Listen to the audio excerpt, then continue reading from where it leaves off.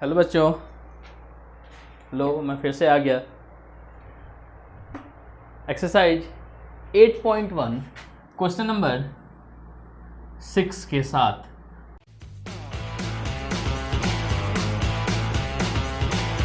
Question number 5 के लिए तुमको पिछले ही वीडियो में हिंट कर दिया गया था और क्वेश्चन नंबर 4 तक तो सॉल्व ही कर दिया गया था। अब क्वेश्चन नंबर 6 को देखते हैं। इसको बनाने का दो तरीका है। मैं तुम्हें एक सिंपल सा तरीका बताता हूँ। अब तक तुमने इस त्रिकोणमिति में सबसे ज़्यादा किस त्रिभुज के बारे में पढ़ा है? निश्चित ही समकोण त्रिभुज के बारे में। अब समकोण त्रिभुज किसे कहते हैं? तो एक ऐसा त्रिभुज जिसका कोई एक कोण समकोण यानी 90 डिग्री हो। तो अगर किसी त्रिभुज का एक कोण समकोण हो जाता है तो बाकी दो कोण तो निश्चित ही न्यून कोण होते हैं। इस सवाल में न्यून कोण किसको किसको बताया गया है? यदि कोण ए और कोण बी न्यून कोण हो, जहां cos a बराबर cos b, मतलब a और b को न्यून कोण बनाया जा रहा है। त्रिभुज का नाम मान लो हम ले लेते हैं त्रिभुज ए बी सी। तो अगर न्यून कोण a और b है तो समकोण किसको लेना होगा? c को। अब इस आधार पर एक लाइन लिखते हैं, माना कि ए बी सी त्रिभुज ABC एक समकोण त्रिभुज है जिसमें कोण C समकोण है। इतना लिखकर भी छोड़ा जा सकता है, या तुम चाहो तो क्वेश्चन का जो लाइन है वो इसमें ऐड कर सकते हो। तथा कोण A और कोण B न्यून कोण है। इस आधार पर मैं एक समकोण त्रिभुज की रचना करता हूं जिसमें समकोण के जगह कौन सा नाम होना है? तो वो नाम होगा C। अब बच गए A और B, तो बेहतर है कि हम इस डायरेक्शन में नाम देते चले, A, B एंड C। तो ये तुम्हारा एक त्रिभुज तैयार हो गया। अब इसके आगे cos A बराबर cos B दिया है। पहले हम इन दोनों का वैल्यू इस फॉर्मूला के आधार पर निकालते हैं। cos A फॉर्मूला तुमको मालूम है B/H। अब तुम खुद ही बताओ A के कारण अगर इस शीर्ष या इस कोण A को देखोगे तो A के कारण P कौन होगा? ये। अगर P A होगा तो B कौन होगा? B होगा ये। ऐसे में इस जगह हो जाएगा AC। और H तो तुम जानते हो 90 के सामने वाला, वो तो कभी बदलता ही नहीं है, तो उसका नाम AB। और दूसरा है cos B।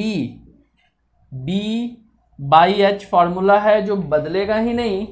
और cos B, अब B के कारण B के सामने वाला P कहा जाएगा, तो B कौन हो गया? इस बार B हो गया ये। तो ये BC/AB। अब cos A और cos B दोनों का ही मान निकाल लिया गया है, तो इसके आगे मैं लिखता हूं, दिया है cos A बराबर cos B। A के लिए AC/AB और BC/AB। तुम क्रॉस मल्टीप्लाई करके कैंसिल करो या इसी जगह कैंसिल कर दो, कोई खास अंतर नहीं आने वाला। रिजल्ट में बचा क्या? AC = BC। क्लास 9th के प्रमेय के शुरुआत में ही तुमने पढ़ा था कि किसी त्रिभुज के बराबर भुजाओं के सम्मुख कोण बराबर होते हैं। तो यहाँ इस त्रिभुज के लिए दो भुजा बराबर है, AC और BC। अगर ये दोनों बराबर है तो इनके जो सम्मुख कोण होंगे वो निश्चित ही बराबर होंगे। तो पहले यहाँ लिख दिया जाए, चूंकि किसी त्रिभुज के बराबर भुजाओं के सम्मुख कोण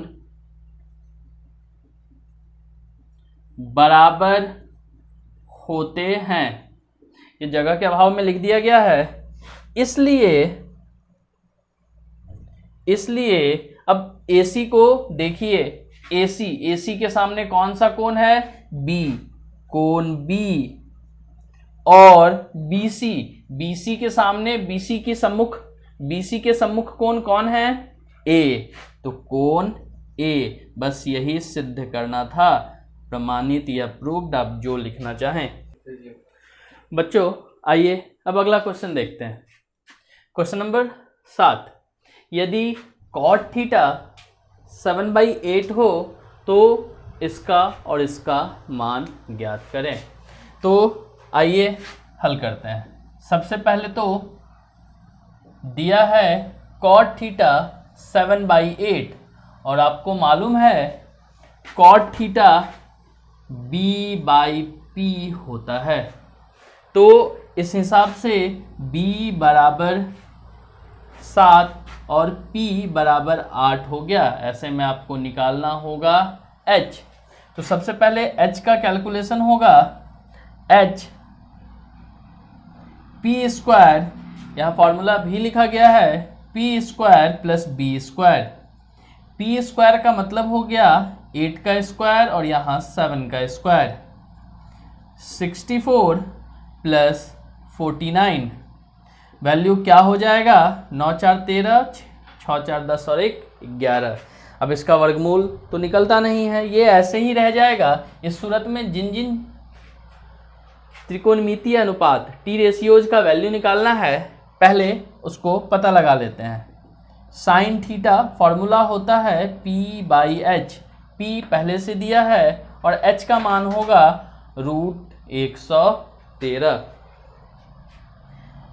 दूसरा है cos थीटा।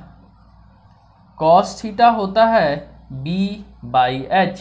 B पहले से दिया है और H निकला है 113। और आखिरी में एक और मांगा जा रहा है cot, संयोग से वो क्वेश्चन में ही दिया हुआ है। तो इतना निकालने के बाद अब हम सब क्वेश्चंस की ओर आते हैं। पहले नंबर में देखो क्या कहा गया है, फाइंड करना है 1 plus sine theta into 1 minus sine theta by 1 plus cos theta 1 minus cos theta. अब उपाय तो है कि बारी बारी से हर जगह वैल्यू रख दिया जाए, पर उससे पहले क्यों ना एक एल्जेब्रिक फार्मूला, बीजगणितीय सूत्र यहाँ लगा दे। तुम खुद ही देखो, 1 plus sine theta 1 minus sine theta, a plus B into A minus B, क्या होता है result? A square minus B square. तो कुछ ऐसे लिख सकते हो, A square minus B square, ताकि उसके वैल्यू को हम डायरेक्ट ही स्क्वायर कर सके। यहाँ भी वैसा ही होगा, ए स्क्वायर। हालांकि मुझे भी पता है और आप लोगों को भी कि 1 का स्क्वायर 1 ही होता है, फिर भी फॉर्मूला रिप्रेजेंट करने के लिए मैं यहाँ ये लिख रहा हूँ, ए स्क्वायर माइनस बी स्क्वायर। अब आइए इतना करने के बाद जो वैल्यू निकाल, ऐसे में ये 1 माइनस 8/, ऐसे में ये 1 माइनस 64/113 होगा और ये 1 माइनस 49/113। अब इसको सॉल्व करना होगा, तो पहले तो इसी बाई का इस्तेमाल कर लेता हूँ। ऊपर एलसीएम लीजिए आप, 113 माइनस 64 और नीचे 113 माइनस 49/113। अब ये 4 टर्म है, 2 सेम दिख रहा है, ऊपर दूसरे और चौथे नंबर पर उसको कटाया जा सकता है, या आप एक बार और लिख के इसको रिवर्स लिख सकते थे और फिर कैंसिल करा सकते थे, पर ऐसे ही ठीक है। ऊपर आप घटा लो, 113 में से 64 माइनस करना है, 9 और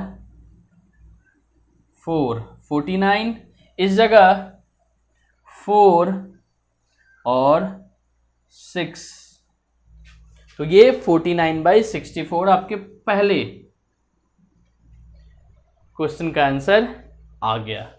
अब बारी है दूसरे क्वेश्चन के आंसर को निकालने की। हालांकि वो है तो बहुत आसान, पर फिर भी बनाना तो होगा और उसके लिए मुझे बोर्ड रब करना होगा। तो आइए बोर्ड का सिर्फ ये वाला सेक्शन मिटाता हूँ। आप स्क्रीनशॉट ले लीजिए या फिर इसको जल्दी से नोट कर लीजिए पॉज करके, और इस जगह मैं उस बचे हुए नंबर 2 को कंप्लीट करता हूँ। आप साथ में देखते चलिए।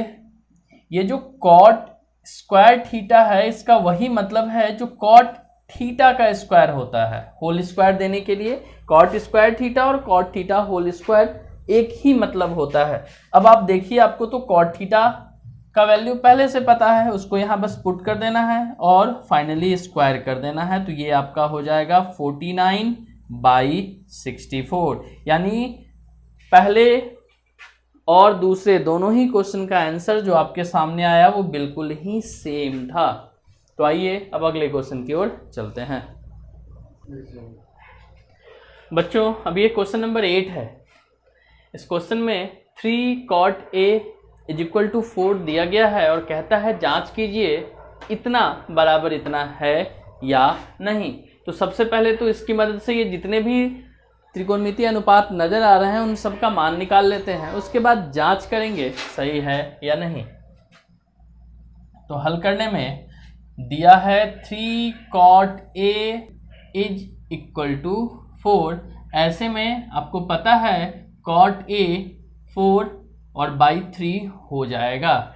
अब ये 4/3 है, तो 4 कॉट के लिए फॉर्मूला B/P होगा, इसलिए 4B होगा, यानी B = 4, P = 3। अब बच क्या गया? H = what? तो H = √P² + B²।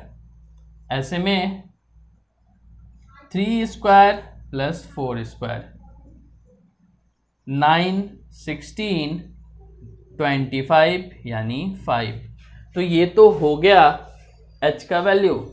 अब इससे आगे जो भी त्रिकोणमितीय अनुपात यहाँ नजर आ रहे हैं उसको फाइंड करते हैं। सबसे पहले 10A P/B, हालांकि ये कॉट का उल्टा होता है, इसको डायरेक्ट ही उलट के लिखा जा सकता था, फिर भी P 3 और B 4 मीन्स ये 3/4। इसके अलावे cos A B/H, B यानी 4 और H यानी अभी अभी फाइंड किए 5, और एक और है sin A। तो sin A बराबर P/H, P 3 और H 5।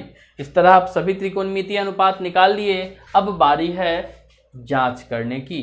तो जांच करने का एक शर्त है, वो ये कि एक ही बार में दोनों को नहीं लिख लेना और वैल्यू पुट करके चेक नहीं करना है।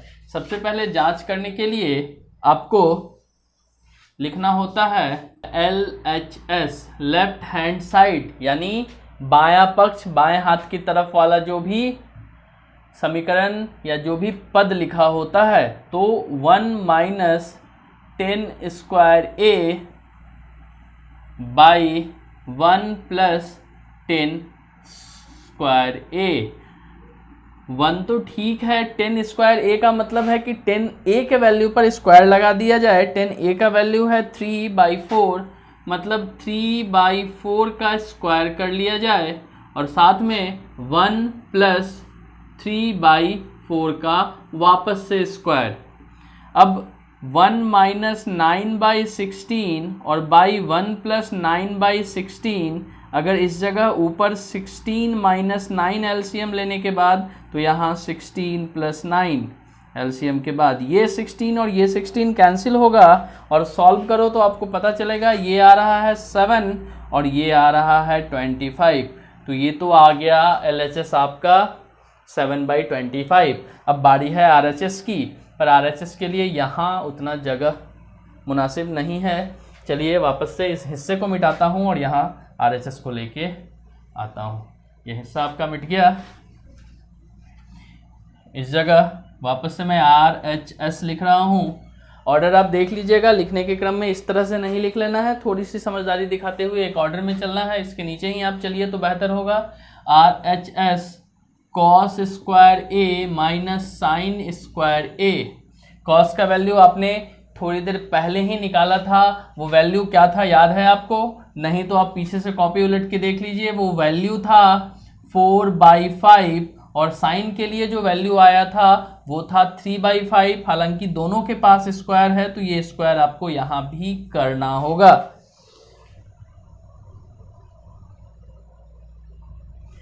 अब स्क्वायर करने के बाद सॉल्व करते हैं। ये होगा 16/25 और ये होगा 9/25। अब सॉल्व करेंगे तो रिजल्ट आएगा 7/25। देख लीजिए बिल्कुल वही आंसर है जो अभी LHS के लिए आया था। ऐसे में आप लिख सकते हैं अतः LHS is equal to RHS proved. तो ये आपका क्वेश्चन नंबर 8 कंप्लीट हो गया। पर ध्यान रखिएगा LHS के नीचे ही RHS को बनाना होता है। एक साथ दोनों का वैल्यू रखते हुए चेक करने का तरीका सही नहीं माना जाता है। अब आइए अगले क्वेश्चन में आते हैं बच्चों। अब क्वेश्चन नंबर 9 देखते हैं। इसमें सबसे पहले तो आप क्वेश्चन को पढ़िए। कहता है त्रिभुज ABC जिसका कोण B समकोण है यदि 10A बराबर 1/√3 हो। तो सबसे पहले एक समकोण त्रिभुज बनाइए, समकोण त्रिभुज। अब इस समकोण त्रिभुज में B समकोण है, मतलब इस जगह आपको B लिखना है। फिर A और B तो आप A और C तो आप कहीं भी लिख सकते हैं, पर ये ठीक है एंटी क्लॉकवाइज डायरेक्शन में घुमाना नाम को ज़्यादा सही होता है। अब आप 10 के हिसाब से P और B डिसाइड करते हुए उस जगह रिप्रेजेंट कर दीजिए।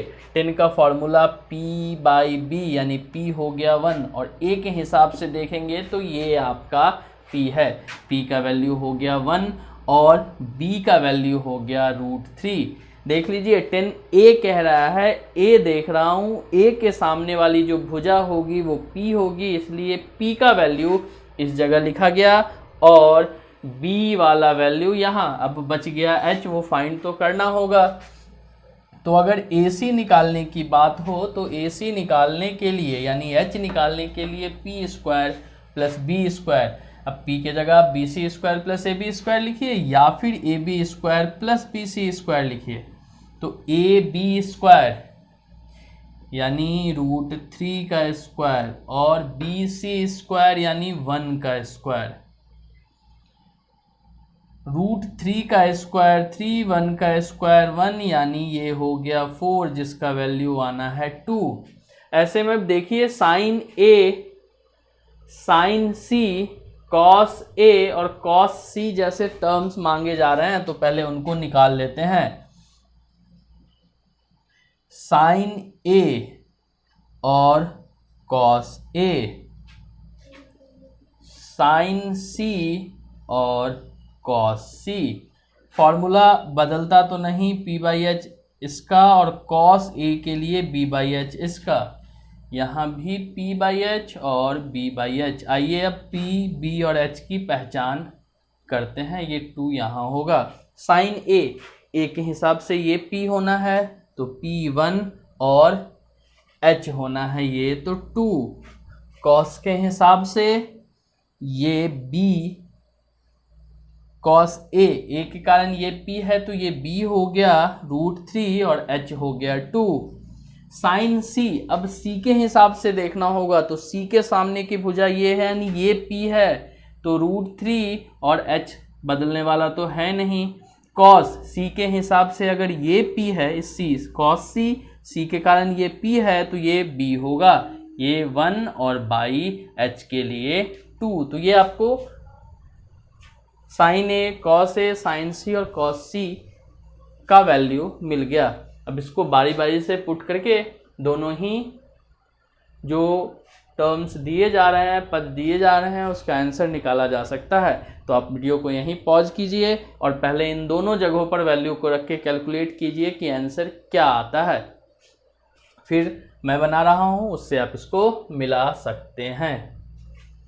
बच्चों बोर्ड को मिटा दिया, पर जितने भी वैल्यू निकाले थे उसको मैंने यहाँ साइड में लिख लिया है। अब आइए पहले सवाल की ओर आते हैं। ये कहता है sign A cos A sign C.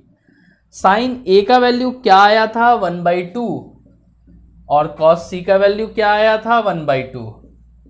Cos A का वैल्यू √3/2 और साइन सी का वैल्यू भी √3/2। ये तो काफी आसान लग रहा है। 1/4 प्लस √3 और 2 2 जा 4। एलसीएम लेना हो, डिनोमिनेटर सेम ही है, आप चाहो तो सीधे 4/4 लिखो या फिर कुछ इस तरह से 1 + 3/4। ये 4 और 4 कट गया, जो आपका आंसर आया वो आंसर है 1। तो ये पहले वाले का आंसर आ गया, आपने बनाया था। अब मैच कर लो सही है या गलत। अब दूसरे वाले पर आता हूं। दूसरे सवाल के लिए पहले इसको पॉज करके नोट कर लो। अगर आपका गलत हो गया है या आपने नहीं बनाया है तो इसको आप नोट कर सकते हो, स्क्रीनशॉट ले सकते हो। अगले हिस्से पर आता हूं। अगला हिस्सा कहता है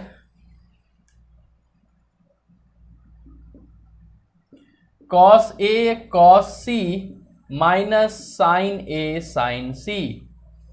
कॉस ए का वैल्यू √3/2 इंटू कॉस सी का वैल्यू 1/2 माइनस साइन ए का वैल्यू 1/2 एंड साइन सी का वैल्यू √3/2।